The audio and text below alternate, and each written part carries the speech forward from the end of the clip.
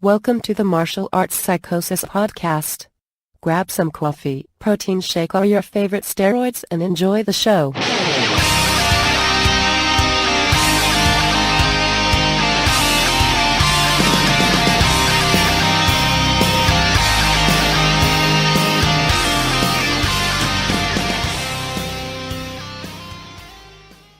Hi everyone, and welcome to another episode of the best podcast in the world, Martial Arts Psychosis. With me today, I have my good friend and my physiotherapist, Christine Mack. Hey, Christine. Hey, Philip. Christine is nervous, so we need to relax a little bit. Okay, so you know what?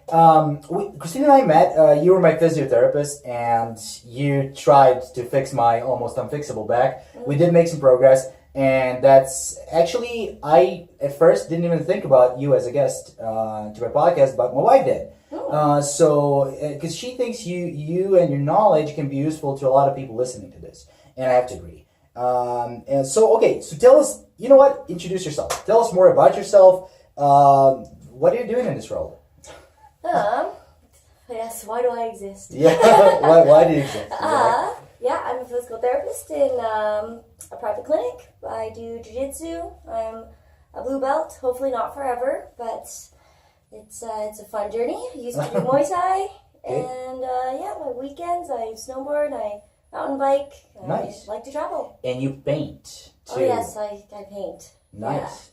Yeah. Okay, I forgot you knew that. you know what? Of course I didn't know that. I did my research. Yeah. Okay, so you know what? Let's talk about painting. Like, how did you get into that? Like, Good question. I don't know. I just always liked drawing, and in high school art class we had to do different mediums. And one day, actually, my friend didn't think I could paint this one painting of Jimi Hendrix. okay, So I did, and then just after that, every once in a while, I just do a painting, I guess. nice, Yeah. nice. And you do it for your friends, or how do you like?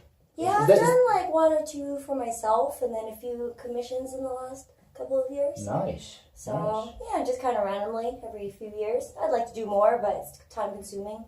How much practice does it require? Okay, you know what? Let me rephrase the question. How much of that is talent? How much of it is practice? Well, I don't want to say I'm too talented, but I don't really practice, so... So I guess you are. Yeah, I guess you just are. wing it, yeah. Okay. Art is in the eye of the beholder, or whatever they say, so... Yeah. Well, it's good from a distance, and if you blur your eyes a bit, so that's kind of what I aim for, you know? Okay, all right, awesome.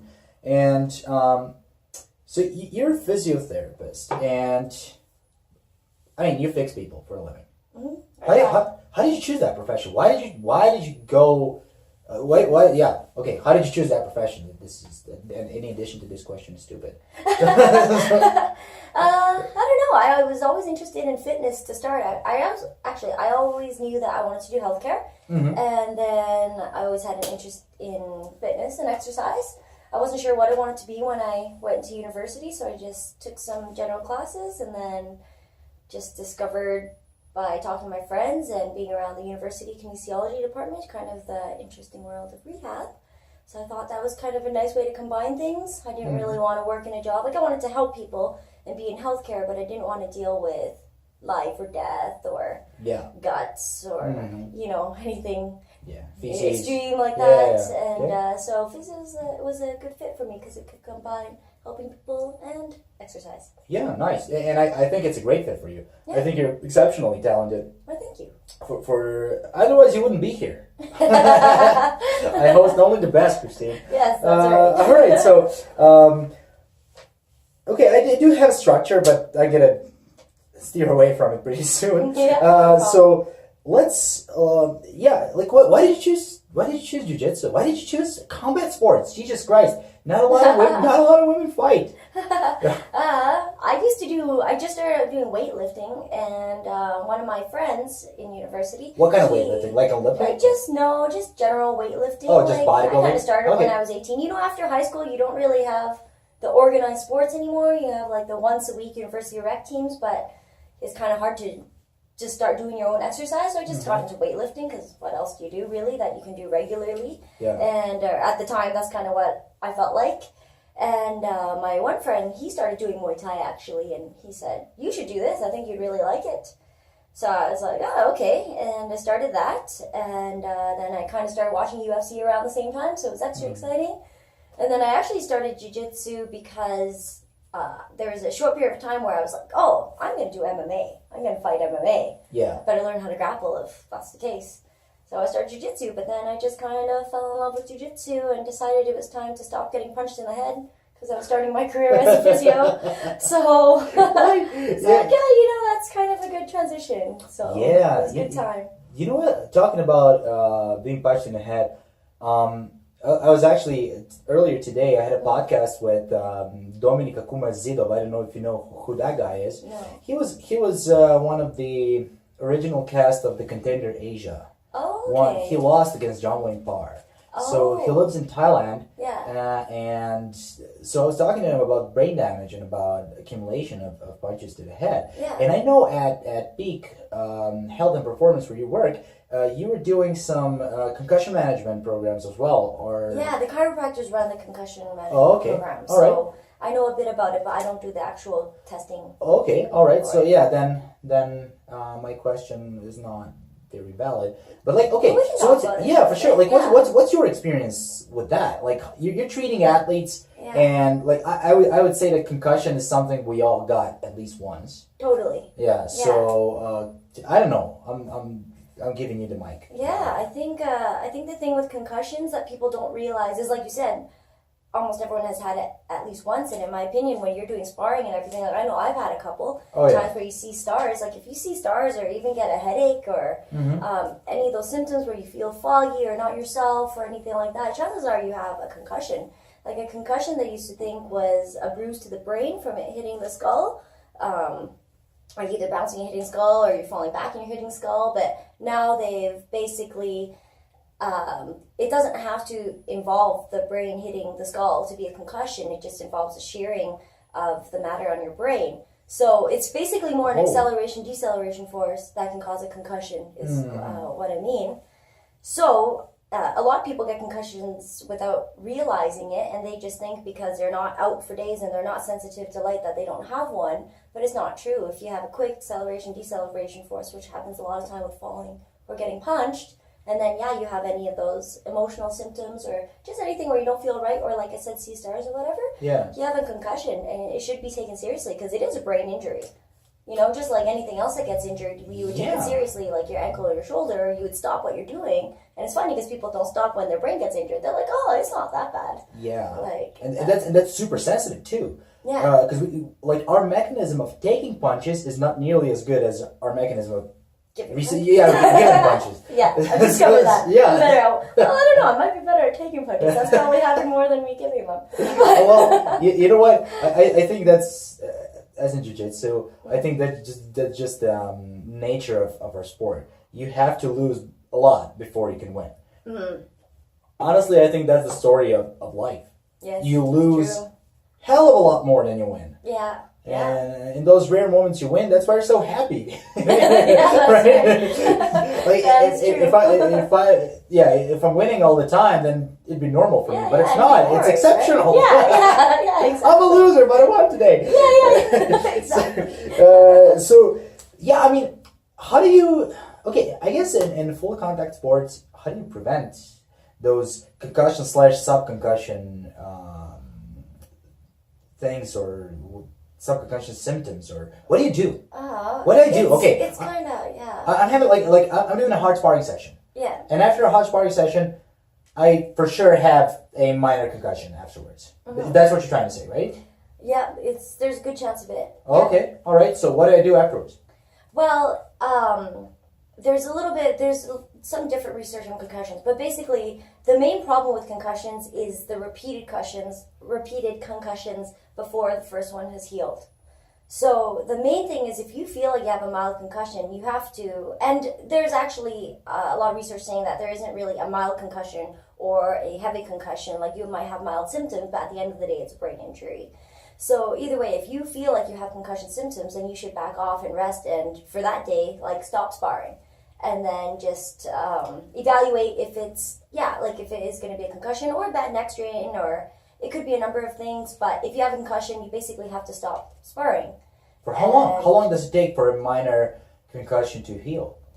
Well, it's neurophysiologically, it takes 30 days for a concussion to heal. So they recommend that it's for the first 2 weeks, you're definitely not doing any contact, but you're basically recommended to avoid physical activity that surpasses like 70% of your heart rate for those first 2 weeks if you have a concussion. Yeah. And because it's the cumulative trauma that, and like I said, there is a bit of mixed research on this, but the latest is going towards it's the cumulative effect of concussions within that 30-day window that causes the long-term effects. Oh, wow. If you let the concussion heal within 30 days, there's research showing that it's healed, and you're not necessarily going to have a cumulative effect if you get one within the next 60 days or whatever. It's the multiple within the 30 days that's a problem. All right. Okay. So, yeah, that's amazing, because like when I'm thinking about fight camps, you're fighting in 3 weeks, hard sparrings every day. Yeah, that's why a lot of people have stopped doing that, though. That's true. But you still have to do hard sparrings. You still have to hard spar, because you need to be mentally. Same thing I was talking. Well, yeah, I'm repeating myself, but still from the previous podcast. But it's useful for this conversation. You have to be mentally prepared for the shock, for the emotional shock of getting punched into the face. It is true. Yeah, I remember the first time I got Into hit hard. the face. Yeah. And an instructor pointed out that keep your eyes open. It doesn't hurt any less if your eyes are closed. Yeah, but it's a reflex. It is a reflex, yeah. I guess it has to be a certain rate of acceleration, deceleration. And some people will do hard sparring without having concussion symptoms. So I guess technically you won't get one necessarily every time. But, it's just after you have a few sessions of those, and there's probably going to be one or two, or after you have multiple hard sparring sessions in a week. Yeah. Oh, well, can I have concussion without any symptoms? That is a good question.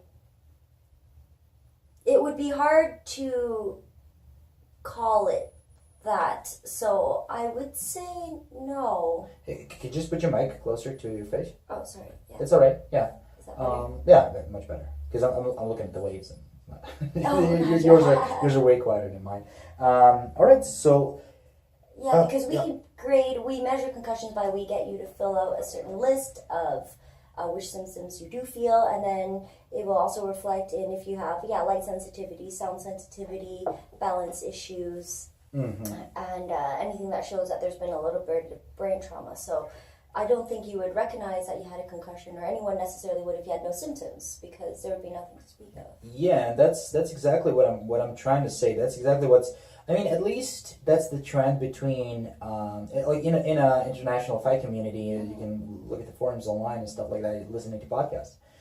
Is actually the fact that fighters don't perceive concussions as such, either because they're used to the symptoms, or because they're not showing any symptoms at all. Yeah, but the accumulation of subconcussion type of impact and trauma to your brain results in long-term brain injury. Yeah, exactly. It's the repeated impact. Exactly. Yeah. Exactly. Yeah. So I don't honestly think that we as fighters can do anything to prevent that, because that's just the nature of a sport. It is, sport, right? So you win by punching someone in the face. It's true. You can manage the longevity of your brain and career by being smart when you do have one. And there's things that have changed in the recovery too. Like, we don't recommend to lay in a dark room and stuff like that anymore. You do have to, because your brain needs to be trained back to recovery, just like anything else that you injure. So we do recommend, once you're symptom free, there's a protocol for when to start getting back into light cognitive activity, or part-time, or a few hours of work,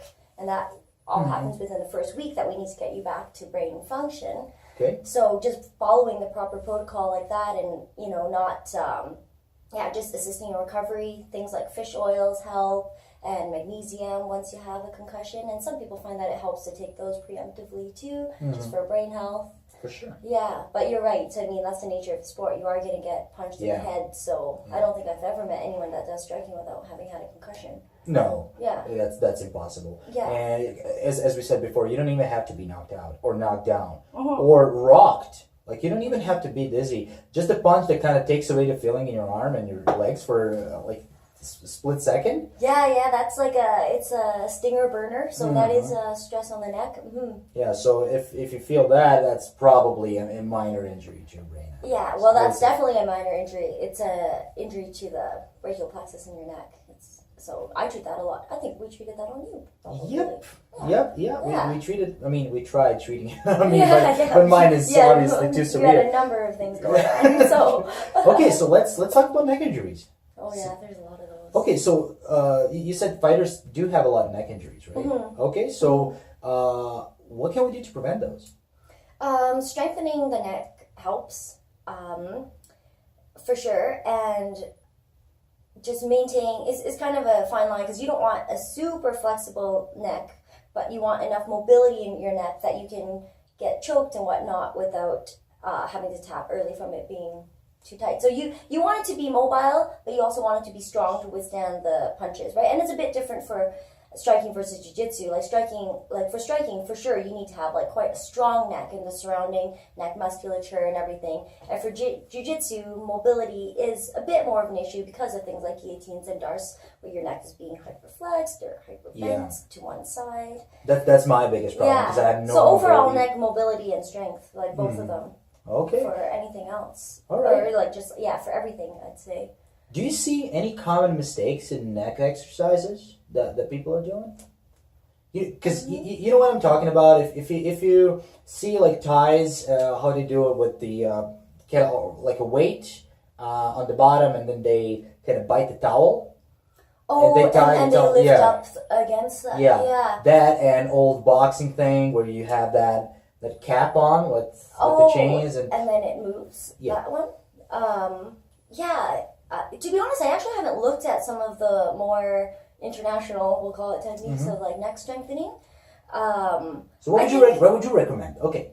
Well, there's one, like we talk about in physiotherapy a lot. A lot of people are not strong enough in their deep neck flexors, so like the muscles that do this really. But I don't necessarily see that in fighters because it's kind of tough. It could be because a lot of people, when they're not fighting, also have different postures that do like actually contribute to being too tight back here and still too weak here. So it kind of depends on your life outside of fighting too and your posture, and that affects what you need to do for neck exercises. But I think the main thing that people not necessarily do wrong for strengthening their neck, because a lot of people are kind of on the right track. Some people are on the extreme side. Like I don't think you have to be extending your neck with like a huge ton of weight hanging off of it, because realistically times that you do have to extend your neck, like coming out of a clinch or trying to posture up in jiu-jitsu, you are using your arms and stuff to like help push you. You're not just going to be yanking up 100 pounds with just your head, right? So that's definitely, I wouldn't necessarily recommend that, but I think the main thing missing for neck strengthening would be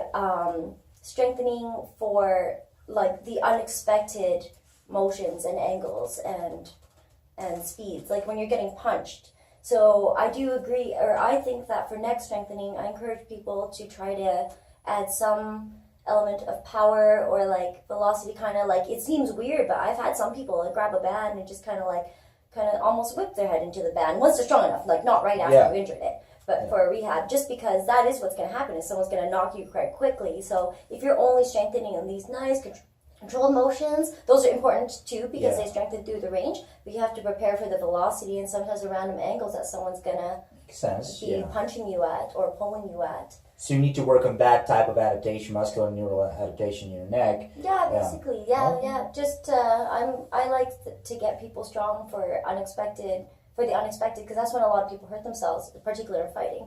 Like people are pulling you one way that you didn't expect to be pulled, or off balancing you, or punching you in a direction that you're trying not to be punched. That's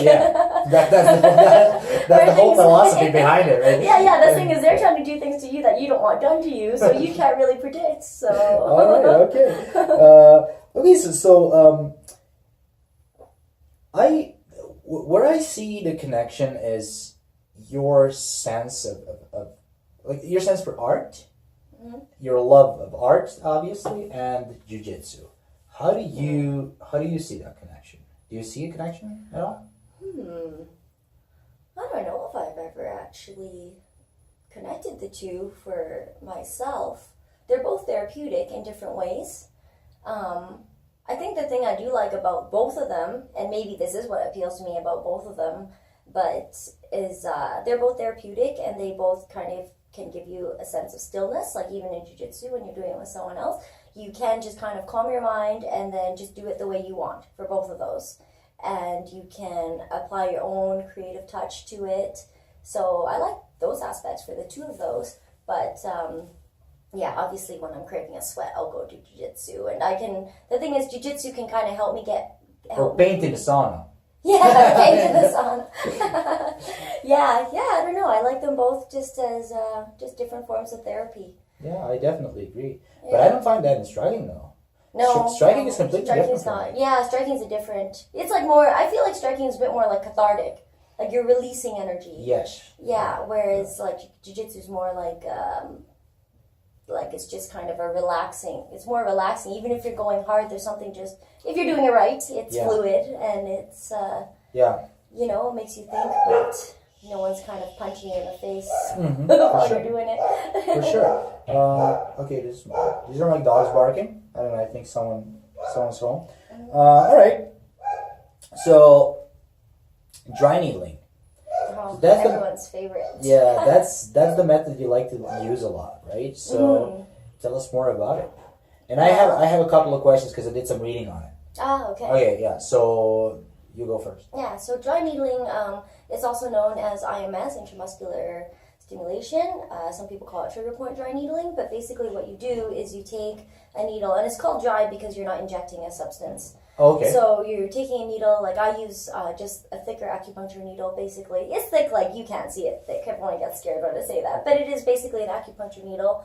And basically you're going into tight spots in the muscles, and you're stimulating them, like you're hitting the muscle spindles and getting the stretch receptors going so they contract and then they relax.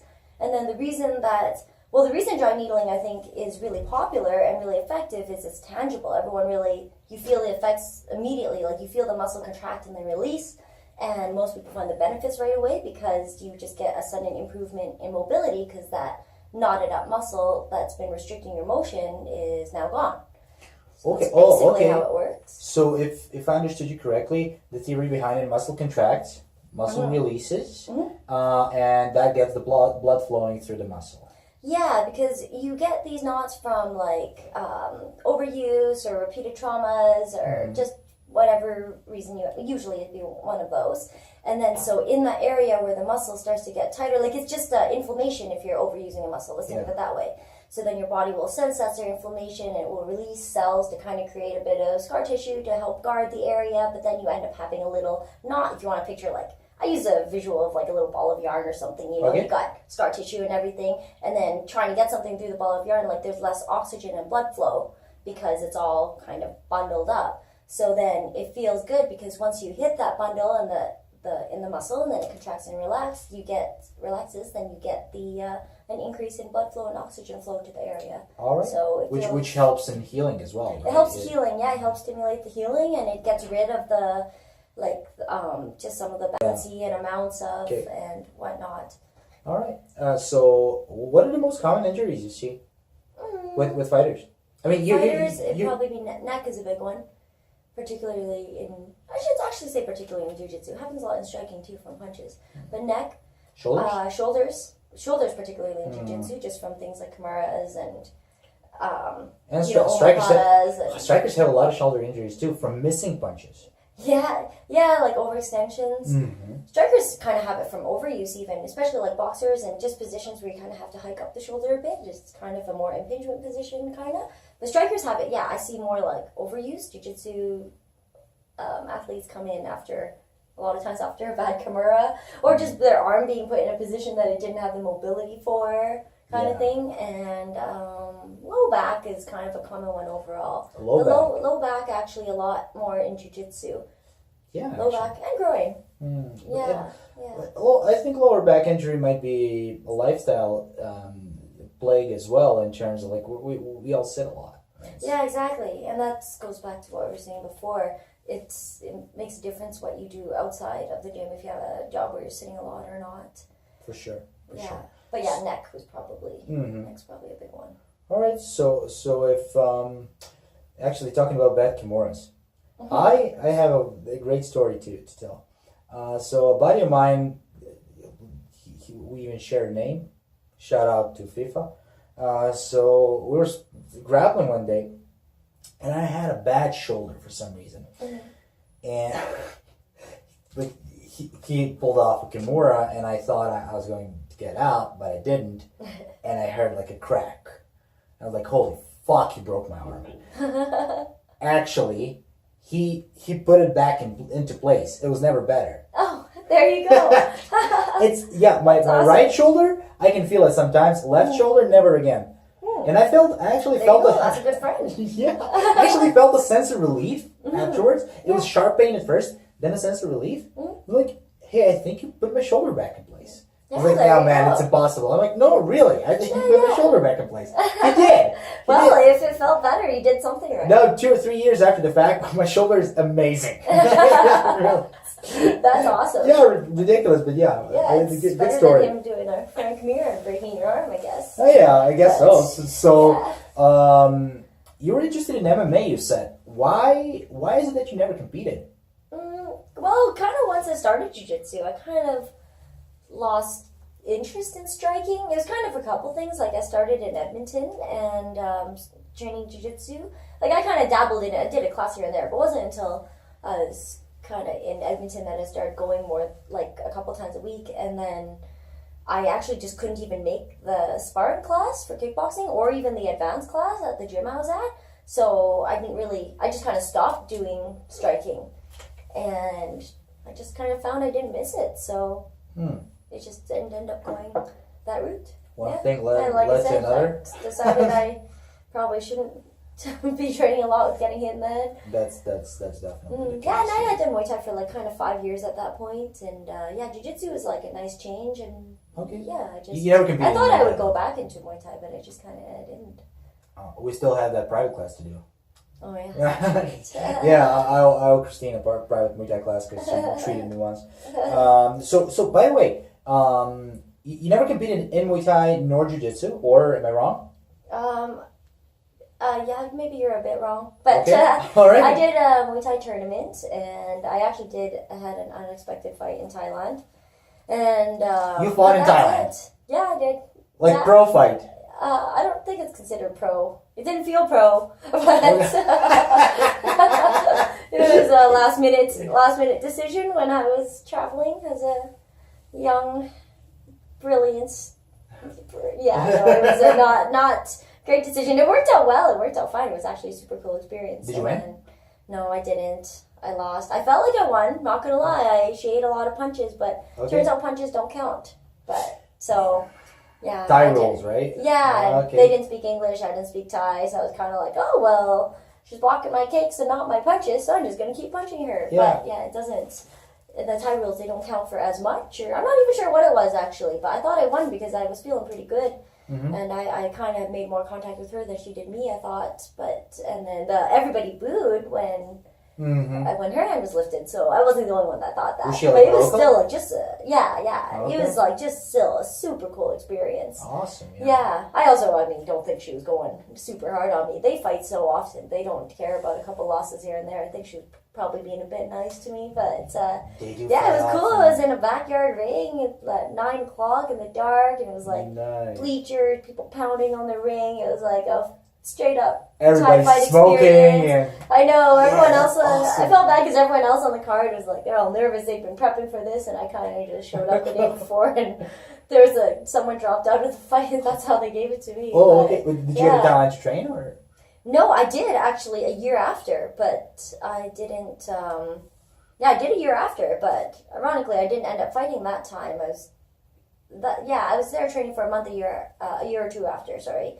And I didn't end up fighting. There's just kind of a miscommunication, and then I kind of thought about it when I was there, and just didn't end up happening, and nothing was really lined up.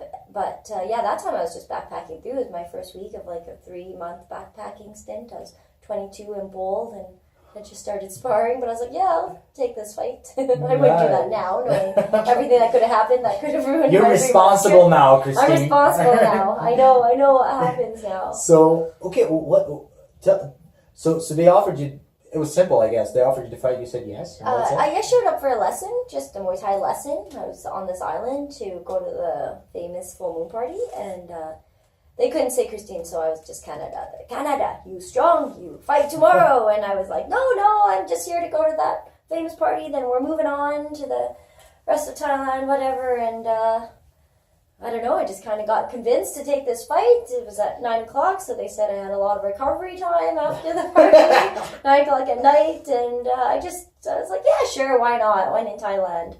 And I don't know, it worked out. It was a cool experience. Oh, like, yeah. It was. Well, it was Canada, super you cool. did it. Yeah, I did it. The best part is everyone was lined up after to take a picture with me. I felt super cool, right? That was the best part. And jiu-jitsu, I've done a few tournaments, but it actually has been a while. I would like to compete again soon. Like, I'm hoping to get a couple in this year, but it just hasn't really worked out with my work schedule. Oh, yeah. I don't know.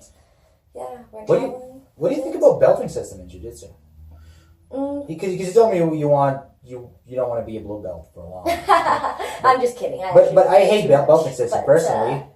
I think there's pros. I think there's pros and cons. Okay, what would be pros and cons for you? What do you think? I think for pros, it gives something to like strive towards. And I was kidding. I'm not overly extrinsically motivated, so it doesn't really matter to me what color belts or whatever. Like, I enjoyed it regardless of when I was a white belt versus now. Like, I enjoyed it all throughout.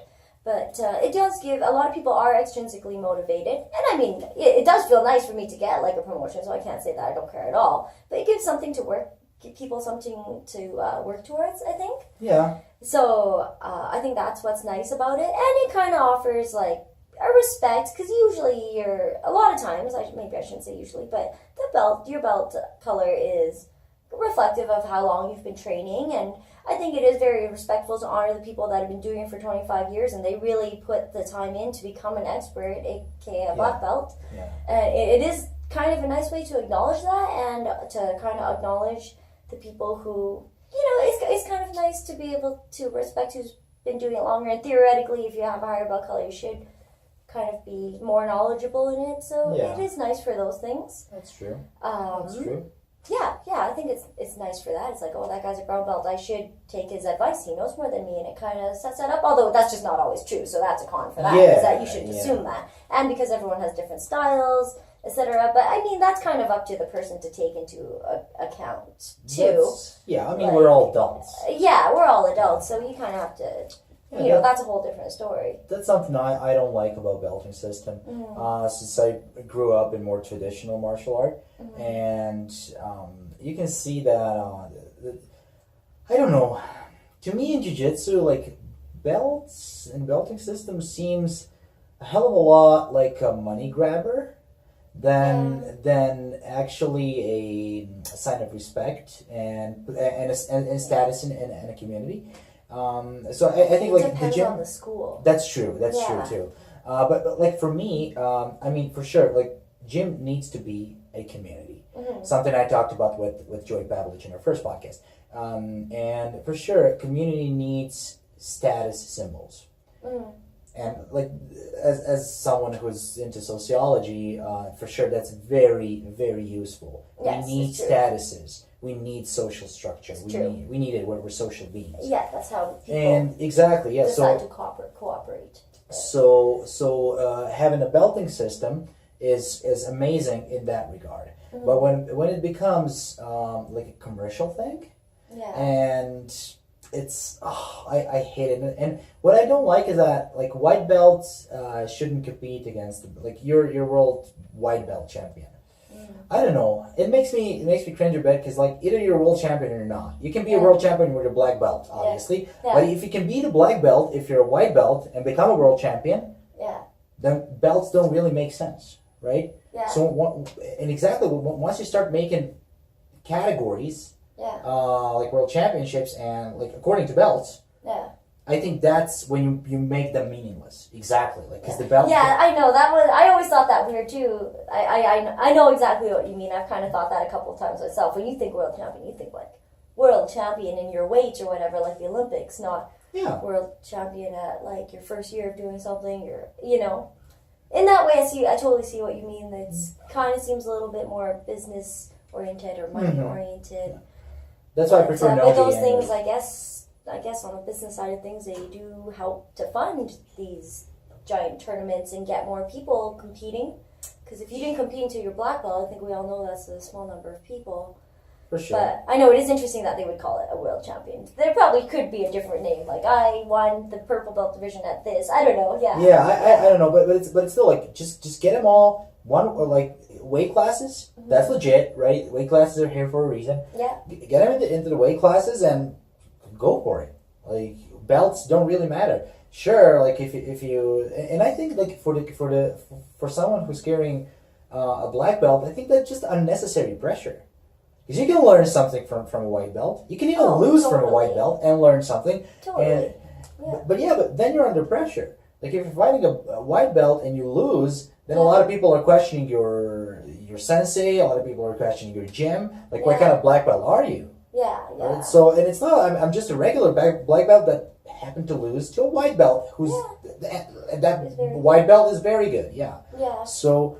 But I mean, I think it's also up to the black belt or everybody who knows the black belt in that situation to understand that everyone has a bad day or sometimes there's proteges or like stylistically or different styles in jiu-jitsu make a huge difference. They do. So I think it's also up to, if people are going to be judging that black belt on that, also is kind of like, are those people whose opinions you're going to value? Like if you're going to judge a black belt who's been doing 20 years for one match, like I don't know. And that's exactly what I'm trying to say. Like if there were no belts, we wouldn't even have a discussion like that. Like we would have people that know how to do jiu-jitsu, people that know how to grapple well, and that's it. You would know their names. Yeah, that's true. Like you in the end, like you do in grappling, no-gi, right? No belting system whatsoever, but you know who they are. Yeah. That's it. That's all you need to know. That's true. In no-gi, there's no belt system. So it's fine. That's why I can see the benefits for sure. Don't get me wrong, but I'm in general against it. Yeah. I think that they're doing more harm than good. Okay, and I did have a question about your treatment. So what do you think are like the greatest mistakes in training that's kind of plaguing the jiu-jitsu community right now? If that question makes sense at all. Yeah, I see what you mean. Well, I do think a dynamic warm-up is important. I mean, I have to admit, I sometimes don't do as dynamic of a warm-up as I should, but it's boring. A lot of people do get injured when they feel cold. But a dynamic functional warm-up, I do think that in jiu-jitsu, this should be part of everyone's warm-up. It's like shoulder rolls, tornado rolls, or things that, to me, a functional warm-up is a warm-up that prepares you for the function you're about to do. So if you need to shrimp in jiu-jitsu, if you need to shoulder roll, those should be in the warm-up to warm up your body for those specific movements. If you have, just a short time for warm-up, you should be going through that. So I do think that's important, and that's something that I don't necessarily see enough of, and I think it could help because a lot of times people come in, and maybe this is just how their brain works, but they'll be like, oh, I got injured this in my first roll, or I don't know, I didn't feel like I was quite warmed up enough, or I hear that a lot. So I think that could be prevented if everybody instated a dynamic warm-up. But that being said, a lot of injuries also come from tapping a little bit too late. Mm-hmm. So, we always joke about that, but it is true. People tap too late, they push their limits, and then next thing you know, you sprain something, you strain something, and so, putting away the ego does help to prevent injuries in jiu-jitsu. And like I said, just being flexible enough for what you need to be flexible. Some people sit there aiming to do the splits. How often do you actually need to be able to do the splits? You pretty much never do in jiu-jitsu, right? But you should, make sure that you have, you're able to comfortably get into a closed guard position, comfortably let someone put you in a kimura without, injuring yourself as they even just put your hand behind your back. Yeah. So I think it helps to have the mobility for the movements that you need at minimum. For sure. Yeah, if you want. It doesn't hurt to have more than that, but a lot of people just kind of get into the whole like, oh, I should stretch this, I should stretch this. It's like, well, you know, as long as you're stretching enough to be stretchy and where you need to be stretchy is more important than just general stretching. Okay. Yeah. All right. So what do you think, like, do you have any, okay, I'm trying to phrase a question and I'm stuttering. So any type of book that you would recommend for a general jiu-jitsu practitioner to read in order to... I don't... Any go-to resource? Yeah, I don't have one, not gonna lie. No? I haven't really read any of the jiu-jitsu books or anything like that at all. Or physiotherapy books, whatever. Yeah, I can't say I've really read one. I know a lot of people have read Supple Leopard and have asked me about it, but to be honest, I wanted to ask you about it right now. I haven't read it. I know, I haven't read it. I don't know. I like to read, like, I like to de-rehab my brain when I'm not at work, especially when I started my new videos, and even jiu-jitsu. I love jiu-jitsu, but sometimes it's nice to not think about jiu-jitsu or rehab, since those I do almost every day. Yeah. Rehab I do 5-6 days a week at work, and then jiu-jitsu I do, 4 times a week roughly. It's nice on my days to read. Like, a book I will recommend just for everyone to read is Sapiens. It's an amazing book. Yeah. But actually, not related to jiu-jitsu or physio, but it's unreal. It is great. Yeah, and from the scientific point of view, it holds water. It's great. Yeah. And I actually bought a new one from him. Homodius? Yeah, I have that too. I haven't started it yet. No, me neither. That's just a book that everyone should read. But I don't really read jiu-jitsu or physio books. I mean, outside of the textbooks I had to read during school. I do listen to occasional podcasts and stuff about physio, but sometimes it's nice to not have to think about those. For sure. Yeah. What do you think about pseudoscience in physiotherapy that surrounds physiotherapy? Like what? What do you mean? Reiki? Oh, like the other even I can even put chiropractors in it, because I don't believe in. I was just reading a couple of articles today, and actually had a fruitful discussion yesterday about it. We were having a beer. There's a girl that goes to chiropractors and she swears by it, and I was like, you know what? Because I have only bad experiences myself. Yeah. So when I was younger, experience makes a big difference. For sure. And on the other hand, like when I was younger, I thought truth is either A or B. And now, as I'm getting older, I kind of started to realize that, you know what, there's a lot of that gray area where things happen. Yeah. Some things truly are A or B, but a lot of other things, especially like, we're complicated beings, right? Yeah. So like, I know, like you've been through a lot. You've lived in different countries and everything, and I think the more various experiences you have, the more open-minded you become, and the more you just question everything. Because I've trained at so many different martial arts schools. That's why I kind of am on the fence about some things. I'm like, I've seen some things be super effective, some things be not, and we're complex, and life is complex. Oh, for sure. Yeah. For sure. Yeah. All right. So you know what? Like I'll save our talk about your rehab on tap for last. I wanted to save it, and now it's your time. So okay, you know what? I'll talk about it first a little bit. So so Christine, since you're not nervous anymore, right? Yeah. Okay, right? You're fine? Okay. So basically what she's doing is she's trying to film some rehab videos based on the combat athletes' injuries, right? So, is that a good way to put it? Yeah. I'm trying to give prehab and rehab advice for martial arts specific injuries. Super useful. Yeah, super useful because no one's doing it. Yeah. And it's when you look at the videos, you're thinking, well, yeah, that totally makes sense. Okay, if it makes sense, if it's easy, why did I never thought about it? It never crossed my mind to do those exercises because you're stupid, Philip. And someone's smarter, and that someone's named Christine Mack. So, for sure, I think everyone should follow you. Where can people find more about you? More about me? Well, our work website is peakhealthcalgary.com. And then, Instagram, the videos referred to are rehab it's my Instagram tag is rehab_on_tap. It's a pun. Okay. For those of you who didn't catch it. And that's probably the main places you should look. I try not to post too much about me anywhere else, really. So. All right. Yeah. You don't like talking about yourself? Not really. I Okay, probably shared but- more than But you should. more than But you I should. need to today. But You yeah. should, because you can help a lot of people. Not only by treating them like face to face, but also through the virtual space and through Rehab on Tap. So I'll put everything in my podcast notes, Okay. so people can click on whatever they want to click and follow you, which I strongly advise them to. Yeah. And I don't know, did I not talk about some things and that you wanted to talk about? I don't think so.